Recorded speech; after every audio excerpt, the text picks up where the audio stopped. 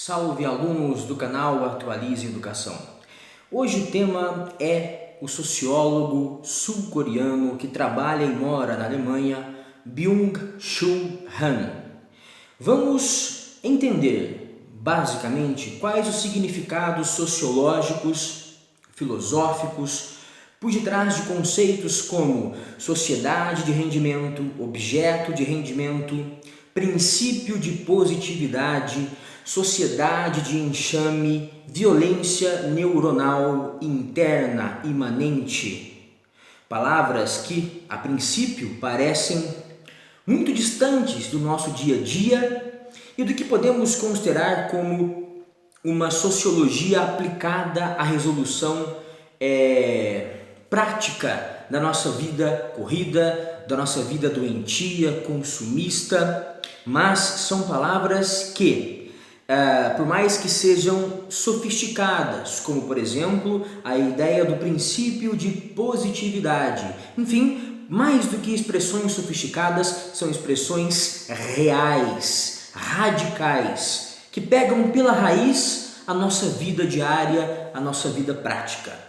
Começamos por entender o conceito de sociedade de enxame, enxame virtual, enxame de abelhas.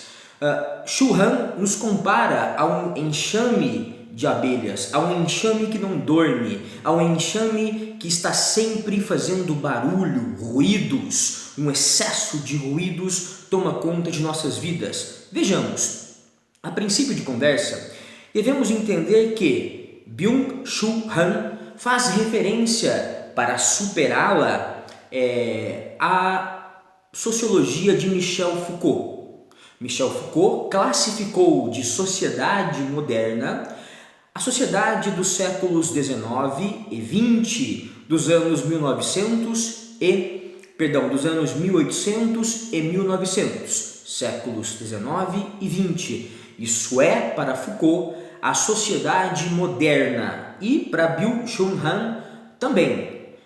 Byung-Chul Han define então que a partir do final do século XX, início do século XXI, tempos atuais, passamos gradualmente em grande velocidade da sociedade moderna descrita por Foucault, uma sociedade disciplinar, uma sociedade de vigilância, de controle, enfim, passamos gradual e velozmente dessa sociedade da disciplina para a sociedade do enxame, do rendimento, para a nossa sociedade, para a sociedade do iFood, da iFoodicização da vida. Vamos lá.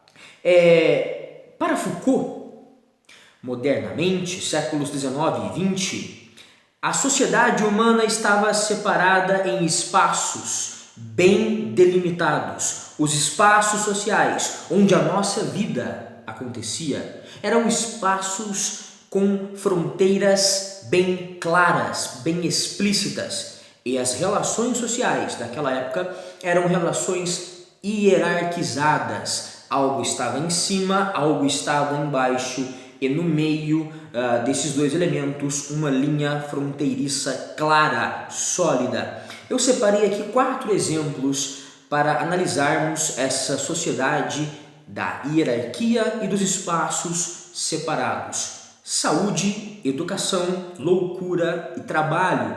Temas que passaram pelo pensamento Foucaultiano. Comecemos pela saúde.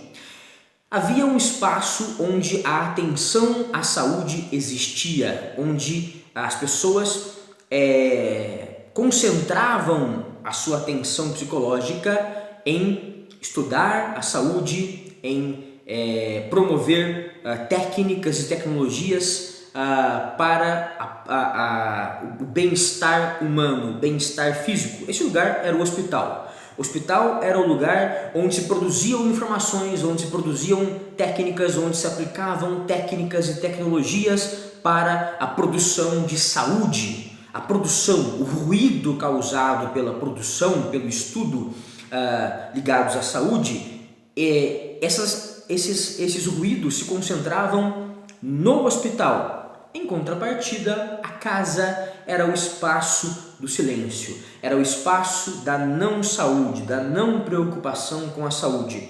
Hoje, não temos mais essa hierarquia hospital-casa, essa separação. Lá eu me preocupo com a saúde, aqui na minha casa não. Não. Hoje, por meio de aplicativos, enquanto caminhamos, medimos nossa distância, medimos nossos batimentos cardíacos. Temos aplicativos e redes sociais que nos cobram dietas para hipertrofia, para ganho de massa muscular, dietas para emagrecimento, dietas para quem tem patologias cardíacas, dietas para tudo. Não podemos ser obesos e alegar inocência. Seremos culpados pelo tribunal das redes sociais. Elas estão, todo mundo sabe hoje, fundamentalmente nas redes sociais, que a informação sobre dietas está em todos os lugares, não há desculpa para ser gordo. Dietas, exercícios são passados por aplicativos, são informados em redes sociais, uma quantidade, um dadaísmo, um excesso de dados circula sobre saúde. As academias estão em toda a esquina, assim como as igrejas evangélicas, e em casa se pode comprar equipamentos semiprofissionais ou profissionais por um preço baixo, por um preço acessível, em 12 vezes sem juros, ou então se pode em casa praticar musculação, praticar exercício usando garrafas PET cheias de areia ou água. Enfim, não há desculpa para ser gordo, não há desculpa para não praticar exercício, não há desculpa para ser doente. Ser doente é um pecado, é um crime social praticamente. E as redes sociais são uma vitrine virtual, uma vitrine não real com 1000 olhos que nos cercam, 1000 olhos que nos acusam, e ninguém pode alegar inocência ou ignorância. Bem, se houve uma mistura de espaços, espaço da saúde, espaço doméstico, onde não nos preocupamos com a saúde, onde aproveitamos a família, onde contemplamos a vida puramente feita de observação e não de ação e não de preocupação. Enfim, se nós misturamos esses espaços e agora todo lugar é lugar de exercício, todo lugar é lugar de dieta, todo lugar, domingo na casa da avó não é lugar de comer sem pensar em engordar. Domingo na casa da avó, diante daquele frango assado, daquela macarronada, é lugar de saúde, é lugar dessa tensão que não passa. Misturamos os espaços, não há tempo para relaxamento, todo tempo é tempo de preocupação com a saúde. Só que essa mistura de espaços, essa ausência de hierarquia, esse espaço é do silêncio, é da pescaria, é da contemplação, é de ver as coisas na vida acontecendo e não fazer nada. O ser humano precisa disso, dessa contemplação, desse não fazer nada. Enfim, essa mistura de espaços não acontece só na saúde, mas na educação. Na educação, durante a sociedade moderna, a escola era o espaço da atenção voltada para a busca de informações e conhecimento. A casa era o espaço, repito, do descanso, do silêncio, de contemplar a TV ligada, de contemplar a família, de não pensar muita coisa, de ficar na caixinha do nada, de descansar, de se desconectar da vida social. Hoje, a casa é o espaço do Facebook com informações, com dados, estatísticas, memes, tudo é informação, o YouTube, o Twitter, o WhatsApp, a TV, os aplicativos de educação à distância, os aplicativos de comunicação por vídeo como Zoom, Meet. Então, não descansamos mais da busca pelo conhecimento em casa. Em casa estudamos, em casa aprendemos, na escola aprendemos. Ufa! Por fim, um exemplo no meio dessa análise sobre a perda da separação de espaços sociais, por fim, a loucura. E aqui uma análise totalmente positiva. Modernamente, séculos 19 e 20, o espaço da atenção à loucura era o espaço do hospício. Ali ficavam os loucos e só ali, na casa, ficavam as pessoas sãs, que não eram doentes mentais. Bem, essa ideia nociva, maléfica de doença mental, hoje, felizmente, desapareceu. E no lugar dela, no vácuo dela, entrou um conceito muito rico, o de neurodiversidade. Assim, aquele que possui algum transtorno do espectro do autismo, como o Messi, não é um doente mental, mas é uma pessoa neurologicamente diversa, neuronalmente diversa, e com potenciais, com habilidades diferentes que nós não temos. Aquele que tem um certo grau de autismo consegue se concentrar muito mais do que aquele que não tem esse grau, esse nível de autismo. Repito o exemplo do Messi. Aquele que possui a síndrome de Down é carinhoso, além de ser carinhoso, afetuoso, muito mais do que indivíduos que não têm essa síndrome. Esse sujeito, esse indivíduo humano, esse sujeito de direitos, de desejos, de vontades, ele também trabalha, ele também estuda, ele também tem esses direitos que todos têm, ele também se apaixona, se casa, ele é um neurodiverso, repito, que é muito mais afetuoso que os outros indivíduos ditos até algum tempo atrás, normais, com saúde mental. Então, misturamos os espaços da loucura, felizmente nesse caso, só felizmente, não separamos mais o espaço dos loucos, o manicômio, o hospício, do espaço dos saudáveis, que é a sociedade como um todo. Os loucos agora são neurodiversos, não são loucos, e produzem, e trabalham, e amam, se casam, sorriem, enfim, vivem conosco. Voltando agora para finalizar essa parte da aula, pensemos no trabalho. Assim como a saúde, assim como a educação, o trabalho misturou os espaços. Antes a casa, modernamente falando, até o século passado, era o espaço do não trabalho, era o espaço do silêncio, do ócio. Ócio mesmo, não ócio criativo, não, ócio contemplativo, ócio de ficar sentado com a boca aberta, observando a vida passar. Precisamos disso. Enfim, havia esse espaço e havia o espaço da produção, que era a fábrica, a indústria, o escritório, que era a escola, enfim, o espaço da produtividade ficava a algumas quadras ou a muitas quadras da sua casa. A sua casa era o espaço de não trabalhar, de não falar de trabalho, de tomar uma cerveja, com os amigos, de comer aquela macarronada na casa da sogra ou da avó, enfim. Para Byung-Chul Han, atualmente, misturamos os espaços de trabalho e descanso, e a casa passa a ser um espaço onde trabalhamos, onde fazemos cursos de aperfeiçoamento profissional ou acadêmico, onde fazemos videoconferências no home office, no trabalho em casa, onde expomos resultados dos nossos salários, cargos, promoções por meio do Facebook. Quando tiramos alguma foto e apostamos usando uma roupa legal, comendo uma comida legal em um restaurante também legal, estamos publicando, melhor dizendo, o nosso sucesso profissional. Estamos pensando no trabalho, fora de casa. Mas onde é o lugar do trabalho? Não existe mais um lugar do trabalho. Todo lugar é lugar de trabalhar, e nenhum lugar é lugar de descansar. Enfim, não há mais aquela hierarquia, o espaço do ruído, da saúde, da loucura, da educação, do trabalho, e o espaço da casa, do silêncio. Repito, no caso da loucura, essa horizontalidade, essa mistura, esse enxame foi positivo, mas no caso da educação, da saúde, do trabalho, não. Enxame, não há lugar mais onde haja apenas o silêncio e a contemplação, onde haja um indivíduo contemplando a vida que passa, a vida que luta à frente dele. Não há. Todo lugar é lugar para se cuidar da saúde, para não se ficar doente, para se estudar, para se aperfeiçoar profissionalmente, para lutar contra as doenças e o fracasso profissional.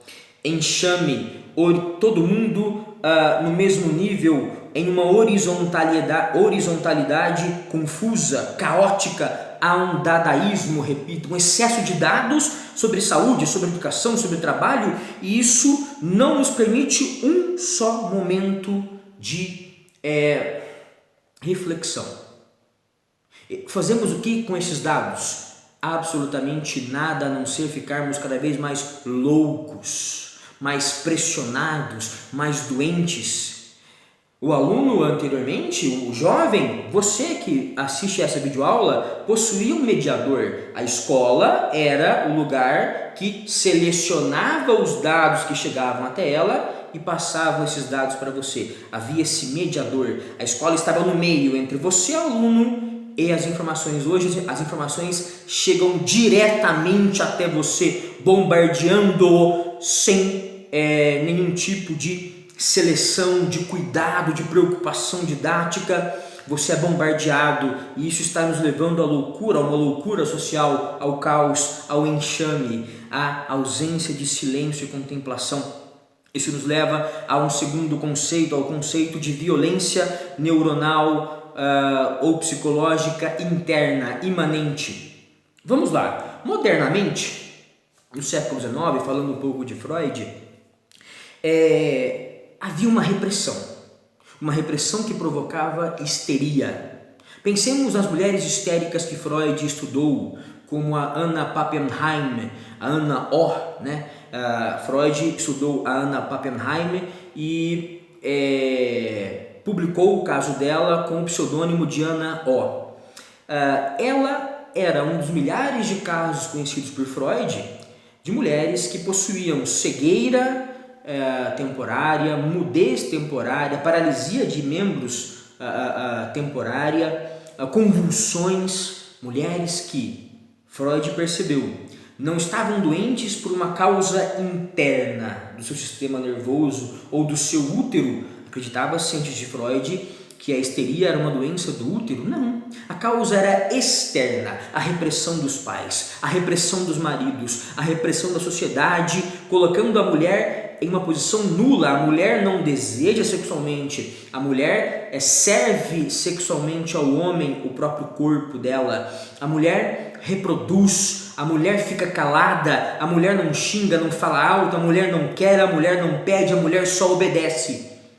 Essa repressão foi causa externa da histeria. Para Byung-Chul Han, hoje somos livres. Ninguém nos reprime mais, ninguém reprime a mulher, o negro, o homossexual, ninguém reprime ninguém mais. Isso é bom por um lado, mas por outro lado possui algo negativo. Não estamos sabendo lidar com isso da melhor maneira.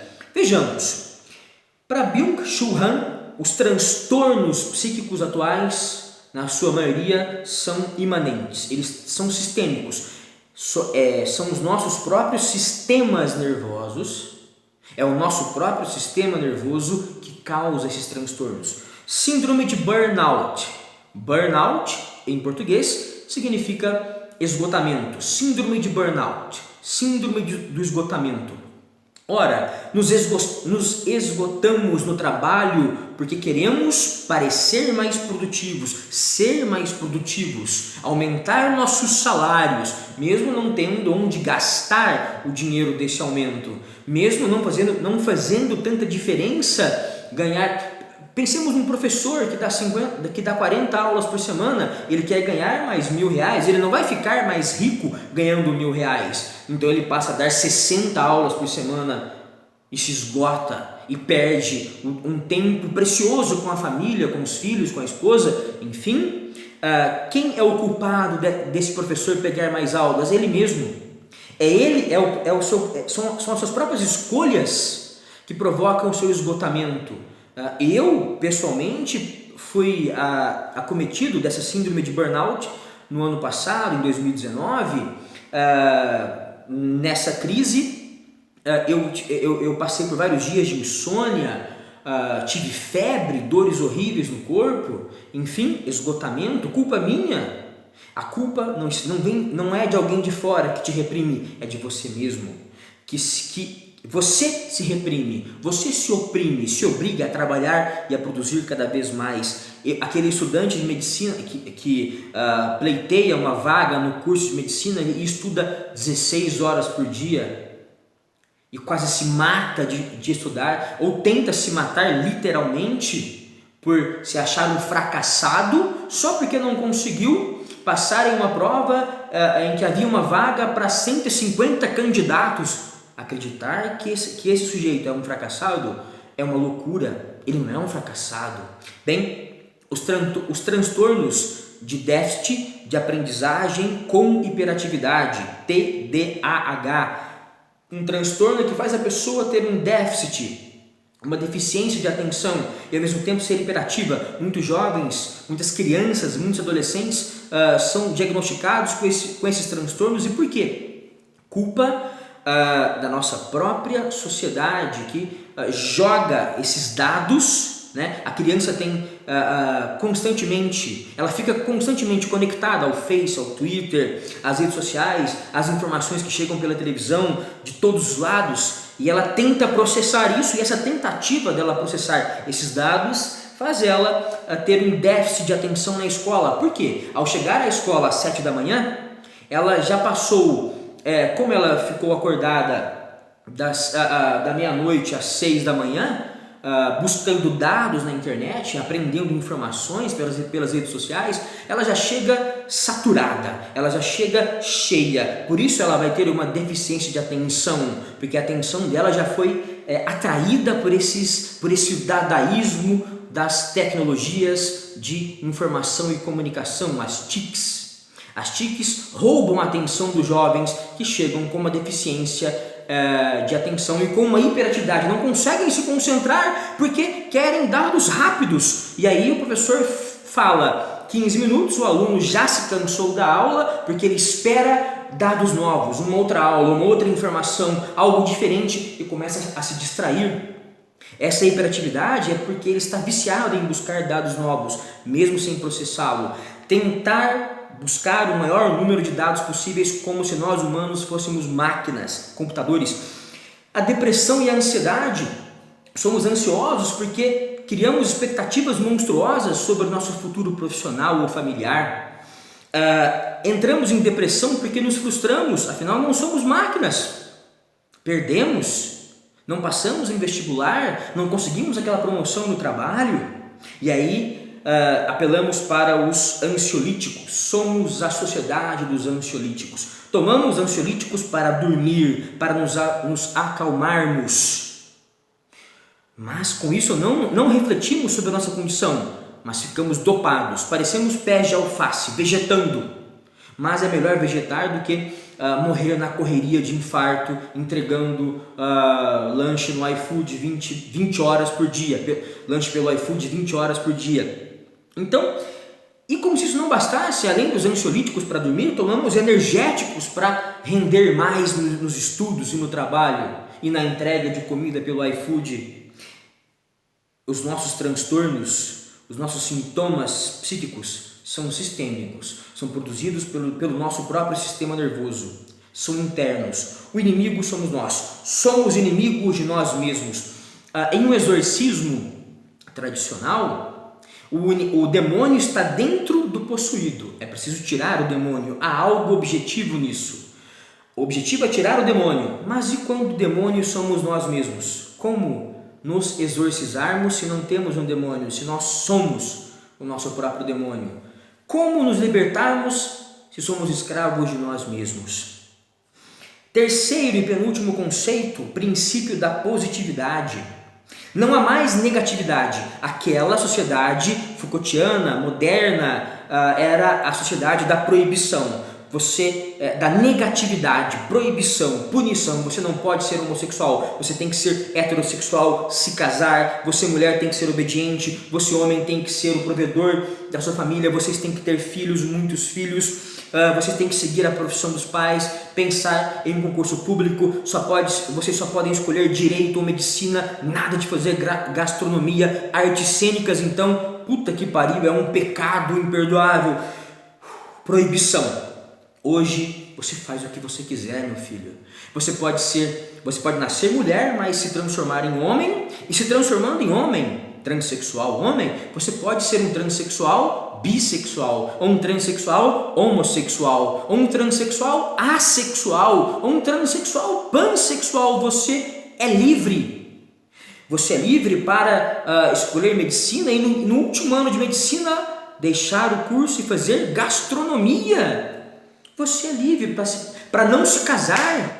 Ao invés de se queixar que o seu casamento é um fracasso, a culpa é sua, você poderia não ter se casado. Se você é um médico infeliz, a culpa é sua. Se você é um professor infeliz porque ganha pouco, a culpa é sua. Fizesse medicina, você pode. Esse é o discurso da positividade. Você é livre, você é capaz, você pode fazer. Há um excesso de positividade, segundo Byung-Chul Han. Ora, lembremos então de Jean-Paul Sartre: o homem é um animal condenado a ser livre, o homem está condenado a ser livre. Quando temos a liberdade, não podemos culpar ninguém. As escolhas são nossas, a responsabilidade é inteiramente nossa. Se você infartou aos 40 anos, a culpa é sua, velho. Você sabia que não podia comer picanha dia sim, dia não, ou costela de porco, ou sei lá o que, ou fast food? A culpa é sua, meu velho. Ah, mas minha vida era corrida, eu precisava comer fast food todo dia, McDonald's, coxinha. A culpa é sua porque não escolheu um trabalho diferente? Enfim, não podemos culpar ninguém. A doença é nossa culpa, a depressão é nossa culpa, porque se estamos tristes é porque fizemos escolhas erradas no casamento, na profissão, enfim. Só o sucesso nos interessa. E agora, para finalizar essa aula, pensemos no conceito de sociedade de rendimento. Se a sociedade Foucaultiana era do controle, da proibição, do não, a nossa sociedade é a do rendimento. Você é livre, você tem informação, você não pode alegar ignorância, então por que você não é magro?